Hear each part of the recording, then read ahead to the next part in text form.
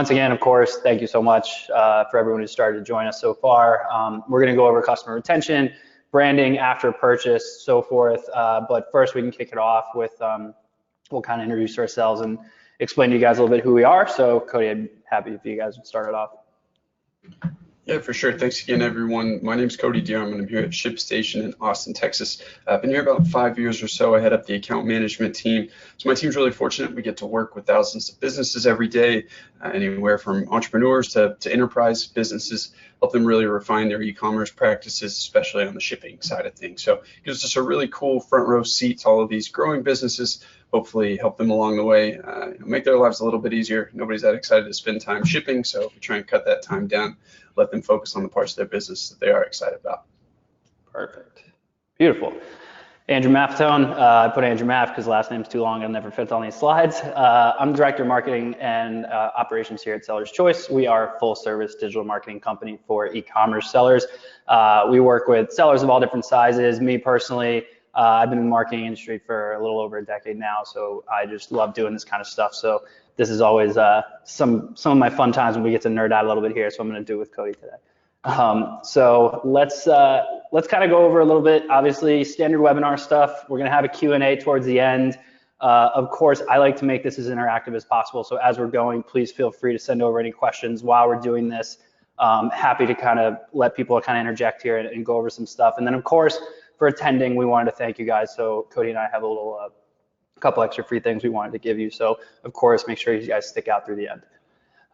So today, like I mentioned, we're going to be talking about post-purchase branding.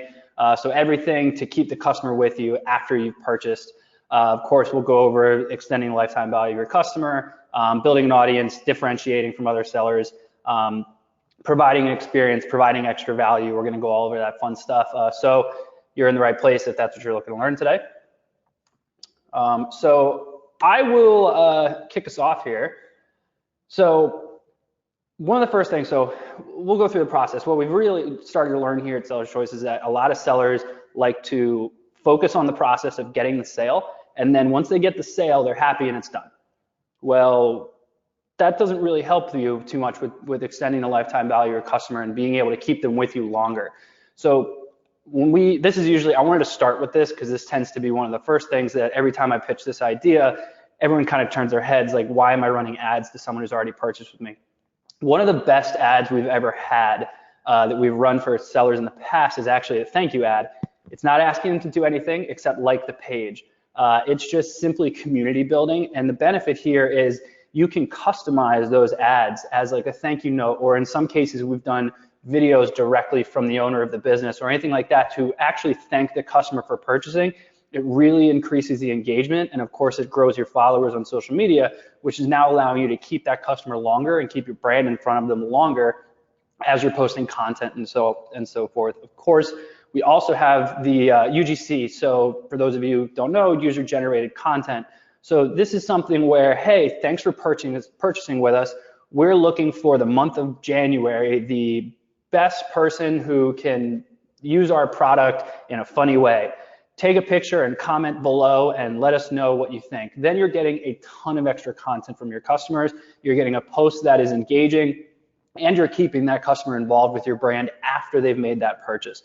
So this is kind of a bunch of different ways that we can actually continue to grow the community on social media post-purchase. Obviously, this is building your audience. You can keep customers updated. The biggest benefit to keeping a customer with you after a sale is the largest benefit is obviously new product launches. If you launch a new product and you have a community already built in, you don't have to fight for paid advertising, or if you guys are selling on Amazon or anything like that, how many reviews did I get, etc. You can actually just launch a new product, tell your existing community, and it'll start flying off the shelf right away. So these are one of the top ways that we like to start off with. Immediately right after the sale, start running an ad to them that is just a thank you or just keeps them engaged. Newsletters. So this one's standard, right? Everyone does a promotional newsletter. Great, they purchase with me a month from now. I'm going to send them 10% off to see if I can get them to come back. That's kind of standard.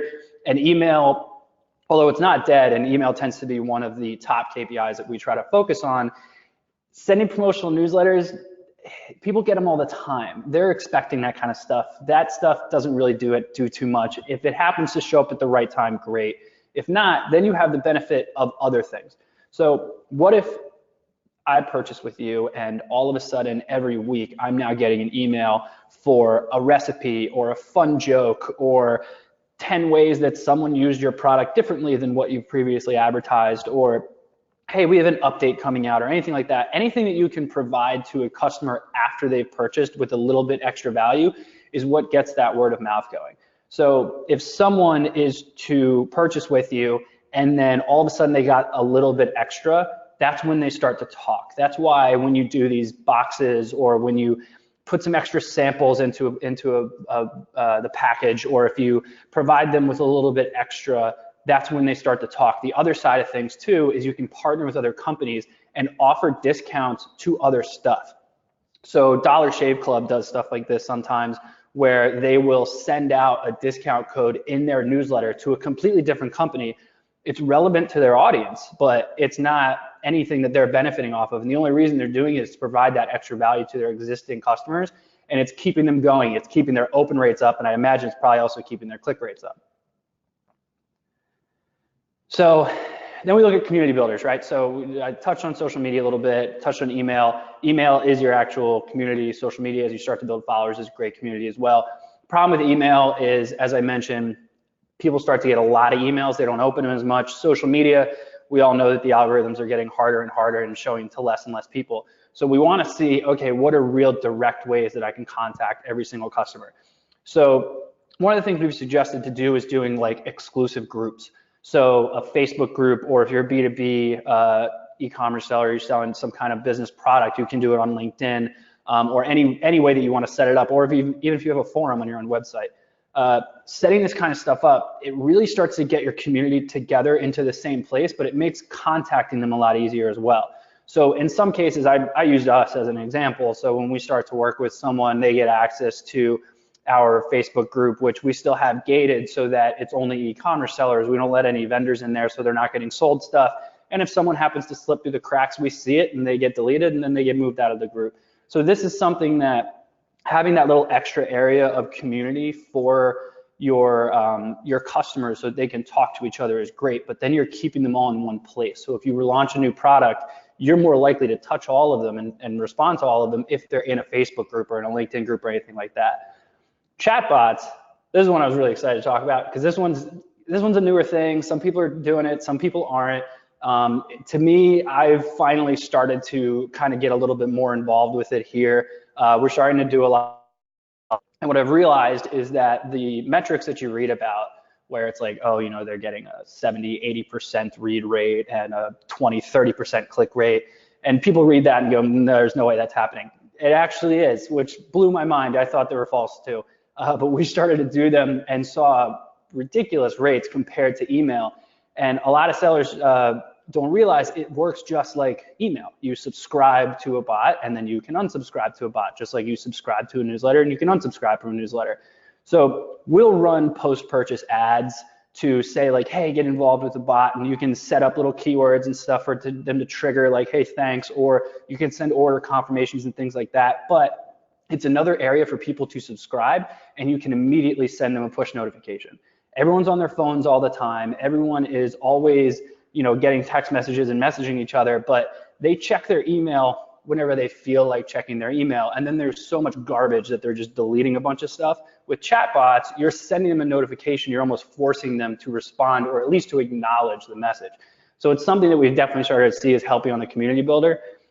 Then for memberships, so what I meant here was some sellers, what we've set up is like a warranty program where it's a warranty quote unquote program. So essentially we'll send you your product. Inside there is something that says, hey, you know, register on our website for warranty, and you'll join our exclusive members group that gets exclusive discounts. So now you've set up a completely different audience, but you're getting a little bit more of an engaged audience. So You can provide them with, hey, here's your warranty information. You can send it to them in an email, but now you're sending them in a different list. So you know that they're a little more engaged and they took that extra step. So you can offer them other discounts and a little bit extra to give them that incentive to be involved in a little bit more than your other average customers. So loyalty programs, referral programs, these are always really interesting. These tend to be things where like this is kind of like the last thing that people talk about. It's usually like, oh, I've set up, you know, a referral program, it's really not doing much, or I've set up a loyalty program, it's really not doing much. And people tend to like set these and forget them. This is a great way to keep people coming back and to be able to keep them engaged. So the thing that I like about the loyalty programs is, depending on your audience, these work very, very well. Millennials love this stuff.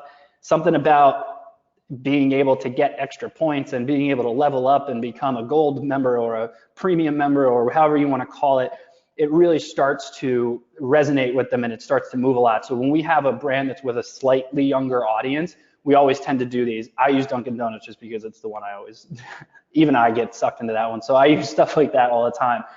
So having the loyalty programs is helping a lot with a lot of sellers.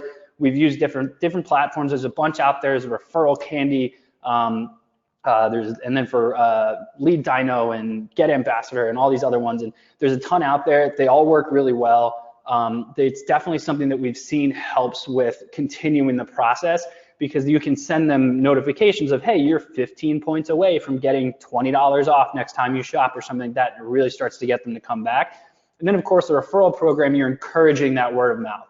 So you're encouraging them to share and to actually start speaking about your brand outside of the purchase that they already made. So this is keeping that conversation going and allowing them to start bringing in friends and bringing in like-minded people. What a lot of sellers may not realize is that your average customer, their profile, chances are their friends match that same profile or are pretty close to it. So having a referral program in place, even if it's not a massive revenue driver, it's that little extra to encourage people to spread word of mouth and start talking about your brand after they purchase. Box stuffers. So when I put this picture in here, I thought it would be funny because it's stuffing. I knew I was going to come to this slide and I was going to be like, you know what? That's not that funny. So box stuffers. No, I don't mean putting stuffing into your box. So having a 10% off, having something after that to encourage the UGC, so your user-generated content, having something to encourage them to become part of your audience, part of your community after they've purchased. So there's a wider range of stuff. We've done chatbot ads on these things. We've done Facebook groups. We've done the warranty. We've done UGC requests like this. We've done 10% off. There's a ton of different stuff you can do. I know that a lot of people so every time I mention Amazon, everyone cringes a little bit. And when I mention doing stuff that may be against TOS, everyone cringes a little bit. But for Amazon, what we've started to utilize is we've actually started to treat it almost like a lead generator. So if I'm getting sales on Amazon, great, but I want to keep that customer and Amazon won't let me do that. So you are not allowed to have any kind of advertisement or anything inside your box in Amazon.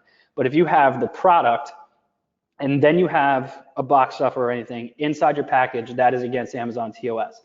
If you have your product and inside the packaging of that product is a box stuffer, then it's not against TOS, it's considered part of the product because they're not going to open up the product to make sure you're not doing that. So it is a way around TOS. It's a gray area. Maybe one day Amazon will do something about it, but we've never had an issue with it.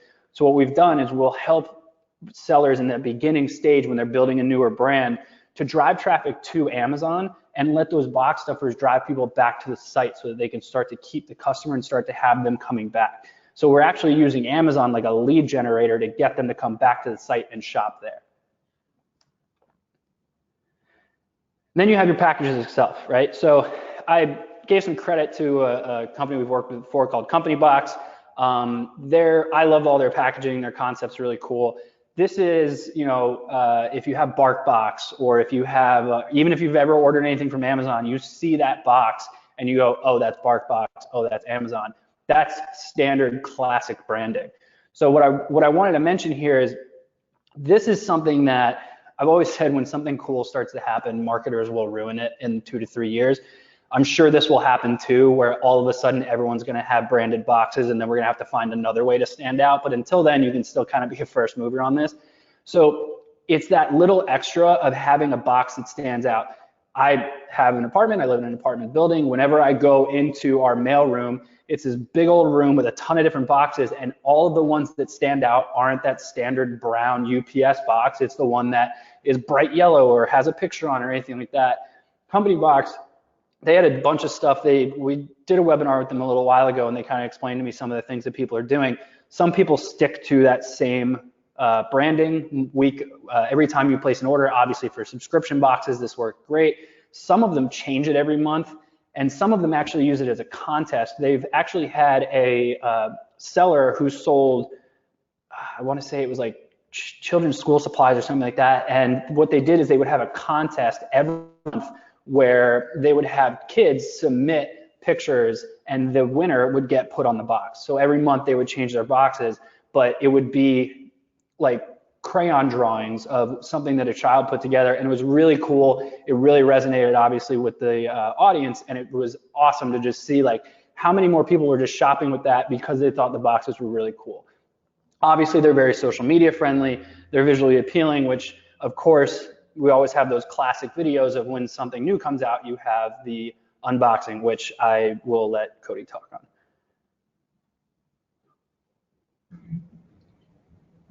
Perfect. Thanks, Andrew. Yeah, so I know you guys are probably thinking, what does the shipping guy possibly have to tell me about customer retention and marketing tips? But I want to turn this around. Think about yourself as the consumer. Think about you as your customer. And the last time you bought something online, I bet you were just like me. I bet you checked that email 3 times to see where your tracking was along the way. I bet when you pulled into your driveway, you looked for that package on your front step, or you went straight to the mailbox. And if you're anything like me, you probably had it open before you even got in your front door. So this means this is all guaranteed traffic, right? Really common example here that we see with our employees or even my friends. Somebody gets cool packaging, they get a cool box, they got a new pair of sneakers that they know everybody's been looking at. They send around snaps of it. They put it on their Instagram. I know that seems, maybe a little over the top, but as a merchant, that's what you want. That's guaranteed referral traffic. Guess what happens when I got that snap? My buddy's new sneakers. Now I want to go check that site out. So this is guaranteed eyeballs for you. I know it can seem like an afterthought. I know shipping seems like a really boring part of the process. We really have to start to think about this as a way of driving guaranteed traffic, because not to one-up him, but Andrew touched on that 70 to 80% open rate. We're going to look at some data here in just a second. It's actually going to show you how you can send some emails that are going to have over 100% open rate.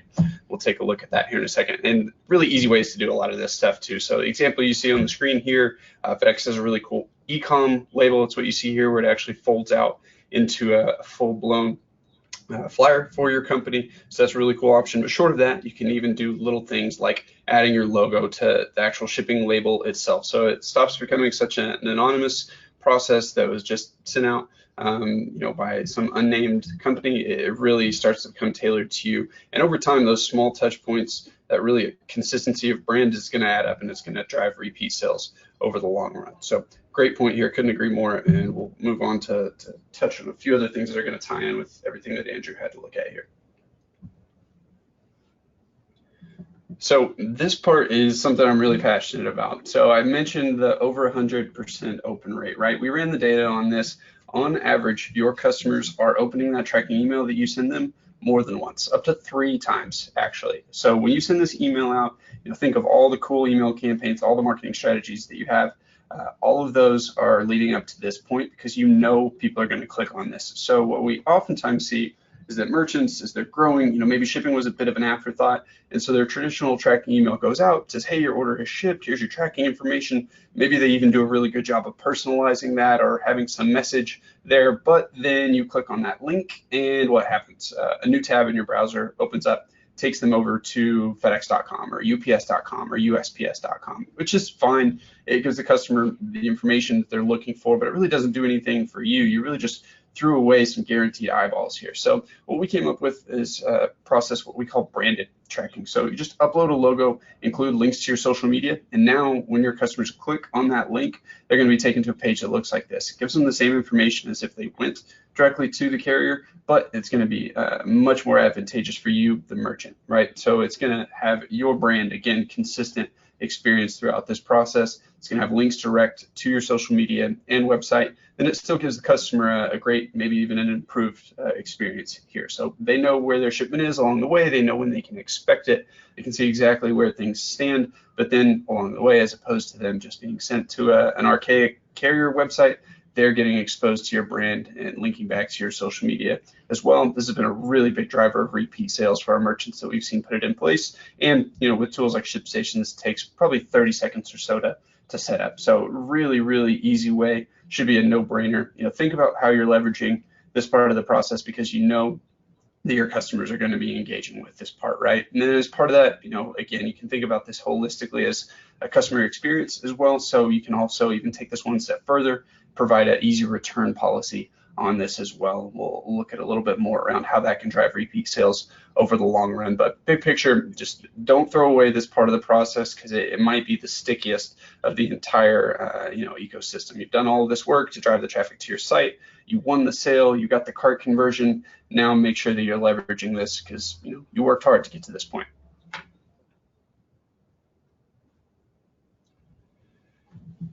So Andrew has some really good points on this. We definitely see the rise of multi-channel when it comes to e-commerce with our merchants. That's why tools like ShipStation are useful because you can bring all of these into one place. I love what Andrew mentioned there about using Amazon as a source of leads and then driving that traffic to your other channels. So he touched on some great ways to do this. I see some merchants getting really creative around this as well. For our merchants that run several different websites, oftentimes I'll see them using a tool like ShipStation to include automated but seemingly customizable messaging that says, hey, thanks for your order. We really appreciate it.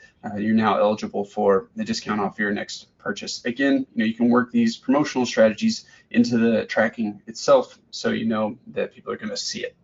So it really ties in nicely with what everything Andrew was saying. It's just that you can guarantee eyeballs on all of this as well. With Amazon itself, of course, you can automate packing slips themselves, part of the unboxing experience. What the customer actually sees when they open the box, driving traffic to where it's most profitable for you as well. And then also not just the tracking email, but there are follow-up emails. Of course, you can thank them for the purchase as part of the order confirmation process. You can direct them to where you want them to be. And then also at the tail end of the process, even an email confirming that their order has been delivered. That can all be automated. Again, these are all nice touch points to keep a consistency of brand throughout the process, driving eyeballs back to you so that you worked hard for this particular sale and now you can drive it to the next one. Real quick on this as well, we also see that for growing businesses, oftentimes the returns process that I touched on seems really scary, right? It seems like it's just a sunk cost. We actually ran some data on this as well, and that merchants have a really good returns process for their end customers actually see an uptick in sales over a 1 to 2 year period, up to as much as 58% on that front. So even though it seems scary, we really encourage the merchants that we work with to look into that, depending on whether or not it makes sense for your product line. There are tools that are out there to make it a really self-service process, so you don't necessarily have to bring on headcount just to handle customer service. It can all be automated, streamlined, and make it a really good experience for the customers so that they feel good about coming back. Even if that particular item didn't work out for them, they know they're dealing with a great reputable company, and so they're excited to come back and purchase from them again. So again, I know shipping oftentimes feels like just something that you have to do as part of this process, but really encourage you to think about it holistically here because you have worked hard to get them to this point. You might as well use everything at your disposal to drive that next sale and the next one after that. Yeah, and to touch on the follow-up emails thing as well, obviously, great point. The thank you emails, you can do a new customer email if they're brand new, sending them a different email than you would if it was a repeat customer and things like that. But on the what we kind of call like the standard emails, right? Like your order confirmation or your shipment's on its way, or anything along those lines.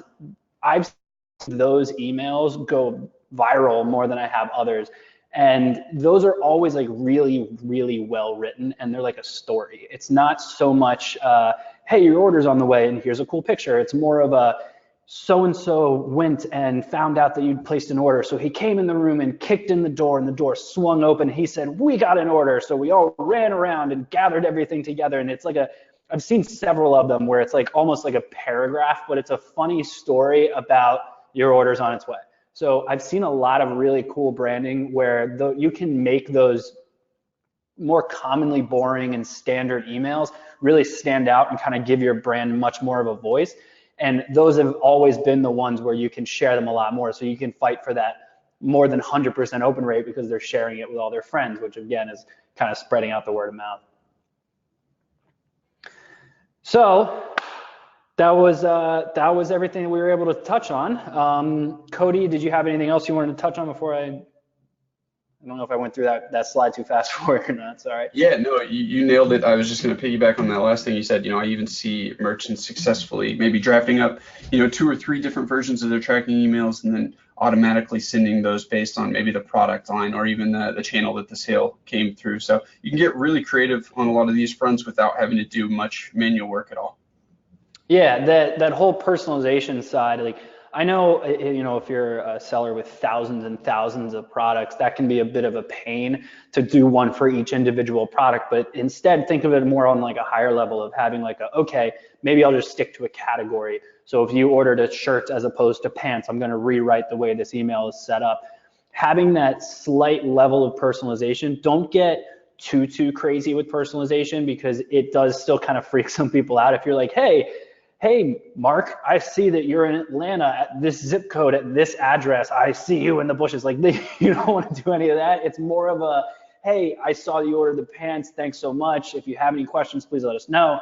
Like something where you can still personalize it based on what they ordered so they feel a little bit more special than just every other customer that's ever shopped with them. Ooh, all right. So love these kind of webinars where we speed through them. Whoa, what happened here? So we're a little weird. I don't know how these got all broken a little bit here, but so this is obviously if you guys have any questions, feel free to let us know. We have some free stuff to give away. I will send out an email after this and kind of rewrite some of this stuff. I'm not sure why this is all broken right now. But we here at Seller's Choice, we're giving away a free marketing audit. It's not a sales pitch, I promise. I'm not going to sit there and try to sell you guys on 500 things. We'll just dig through some stuff, look at high-level strategy, explain some different things that you may be able to want to try. If you go over to sellerschoice.digital/webinar-contest, I made the password baboon. I thought it was a funny word, so I did. And then we have a free ebook for everyone to download as well. Just in case, you guys don't want to deal with talking to anyone, of course, we set up a whole automated emails ebook on a lot of the top ones that we suggest setting up, which we touched on a little bit today. But you guys can go over to that. We set it up as a bit.ly, so it's bit.ly/sc-auto emails. Again, I'll make sure all that stuff goes out in an email after this, as well with Cody's. I apologize for the broken links here.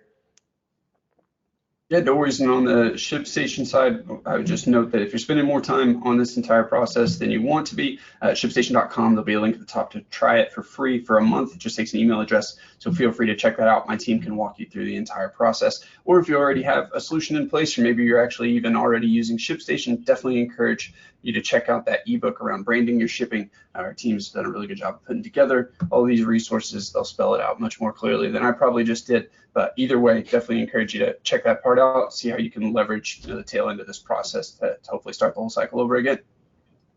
Perfect. Appreciate it. Thank you, everyone. Really appreciate it. We will send out an email. I'll make sure everyone gets all those links again. I'll leave them up here too. I will also make sure that we send out a replay if you guys ever need to come back to it, and we'll put these up on SlideShare as well so anyone can access the slides if you ever need to.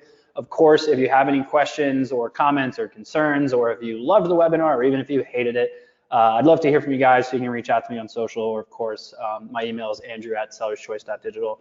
But really appreciate it. Cody, again, thank you so much, buddy. Closing remarks, anything you'd like to leave everybody with? No, thanks for having us. Thanks again, everyone. Great. Thanks, buddy. Have a good night and good luck out there, guys.